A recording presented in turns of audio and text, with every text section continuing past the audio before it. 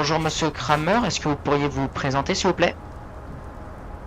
Bonjour à vous, Monsieur Steve, merci en tout cas d'être avec nous. Effectivement, donc Monsieur Darren Kramer, je suis le directeur de campagne du candidat libertarien, Monsieur Jackson McAllister, pour la gouvernance de l'État du Tennessee en ce magnifique mois de février 2026.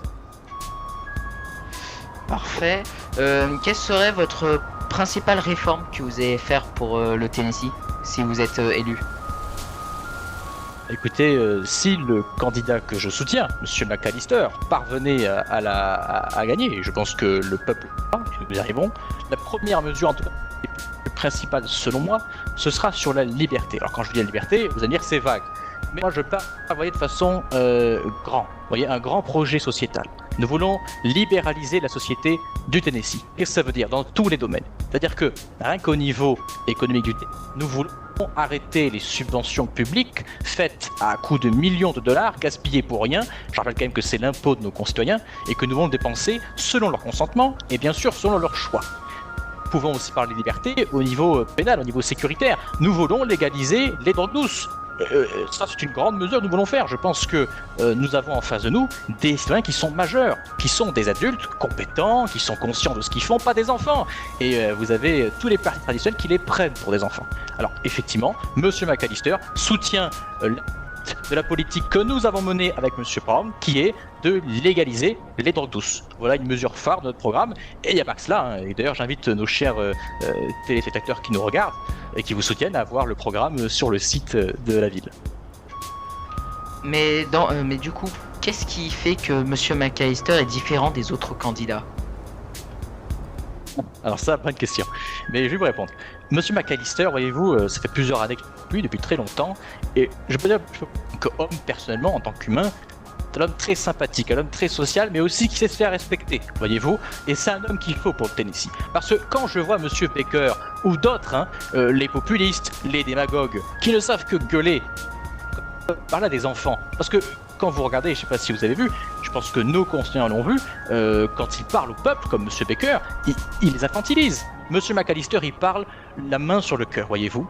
Il parle comme a été un grand président de la République française, M. Giscard d'Estaing, je ne sais pas si vous connaissez, qui allait chez les gens, qui mangeait chez eux, qui parlait avec eux, voyez-vous. M. McAllister mène une campagne d'homme à homme, d'humain à humain, voyez, en tant que représentant du peuple. Donc ce qui est différent chez lui, c'est qu'il, premièrement, il a un profil très intéressant pour la présidence de notre État, mais surtout, il est un homme sérieux qui a un vrai programme. Lisez son programme, c'est des dizaines de pages. Nous voulons plusieurs mesures phares, comme je vous l'ai dit, et nous voulons réinstaurer la liberté. C'est le candidat de la liberté, parce que les citoyens, malheureusement, se font marcher dessus. On les infantilise. Donc, si on doit retenir une seule chose, c'est que M. McAllister est pour la liberté, alors que les autres sont pour un système politique pourri, comme il est actuellement. Et comme j'ai pu le voir au sein de l'Assemblée générale.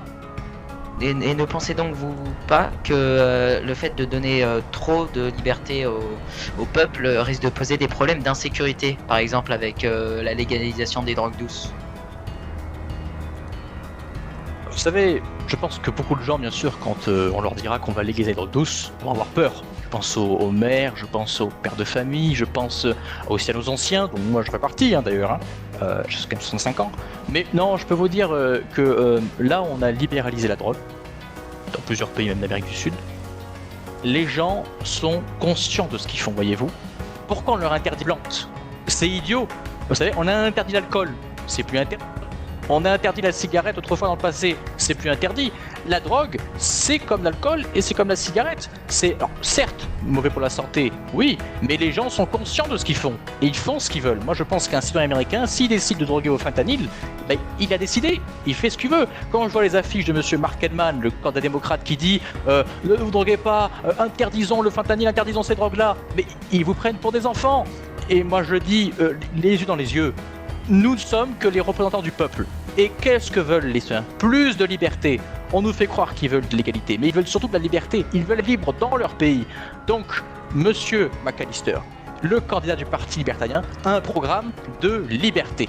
Et quand vous dites si trop de liberté c'est trop dangereux, je vous dirais que, bien sûr que la liberté n'extra pas, je ne suis pas un anarchiste, mais il faut une liberté garantie et une liberté au plus haut.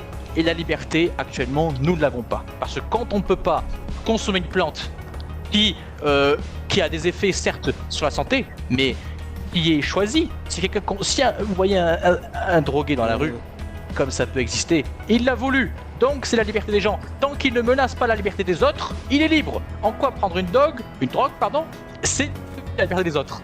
Donc non, je peux vous dire, bien sûr que Monsieur McAllister est mieux que les autres. Et il est mieux que ces candidats hors système, du système, de l'établissement, qui ne souhaitent qu'une politique, celle du déclin. D'accord. Avez-vous quelque chose de spécial à dire à nos internautes ? Écoutez, si je pourrais rajouter une dernière chose, c'est déjà que je voulais vous féliciter, vous personnellement, pour votre émission, que je trouve vraiment fantastique. Vous allez voir les gens du pas-peuple, les petits, comme on dit, les forcenés, comme on dit, les forcenats. Bon, j'en fais partie, moi je suis issu de cette... Donc je voulais vous remercier pour votre activité, pour ce que vous faites, mais qu'est-ce que je pourrais vous dire ? La semaine serait dure. Cette semaine d'élection, mes chers concitoyens, sera une élection importante. Vous allez décider de l'avenir de la nation, de l'avenir du Tennessee. Alors, est-ce que vous avez aimé Jim Brown ? La réponse est oui. Jim Brown a commencé le travail. Vous voulez qu'on le finisse ? Élisez McAllister. Élisez McAllister, votez pour la liberté. Et vive le Tennessee et vive l'Amérique.